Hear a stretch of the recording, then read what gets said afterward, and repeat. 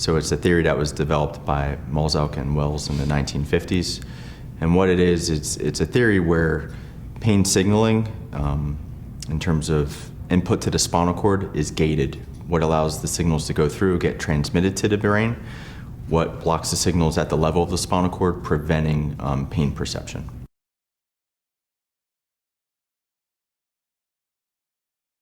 Neuromodulation, whether it's spinal cord stimulation, dorsal root ganglion stimulation, peripheral nerve stimulation, provides electrical signaling to either the spinal cord, the dorsal columns, or the peripheral nerves. And providing an electrical signal, what we can do is actually increase inhibitory input to the spinal cord, which decreases pain signaling to the brain, so it decreases pain perception for people.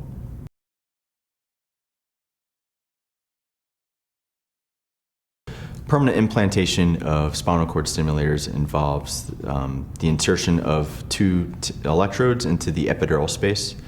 Those electrodes block pain signals from both the trunk and/or limbs from being processed by the brain. It's very akin to a pacemaker insertion. So when I do implantation of those devices, most of my patients understand what pacemakers look like, what they're involved with, and what I explain is that I'm going to insert a pacemaker, but it's a pacemaker for your spinal cord rather than your heart, and we don't put it in the chest wall like we would for a cardiac procedure. We typically put it in the lower lumbar spine, in the flank above the iliac crest.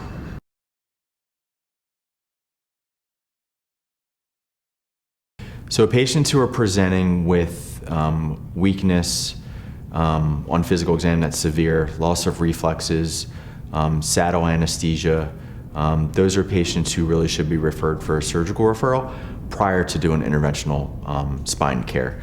I'm more than happy to do the spine care, but I want to make sure that if the patient is presenting with those types of complaints, that they see a spine surgeon to make sure that either they are an immediate surgical candidate or it's something we can defer until a later time.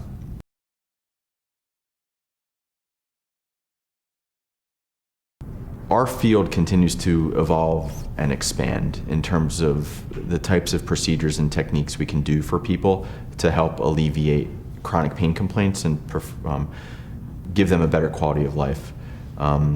Everything we do is minimally invasive.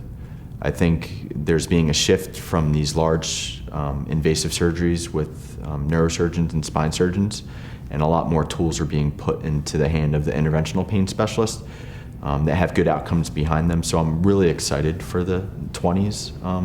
It's going to be the roaring 20s, I think, for interventional spine care.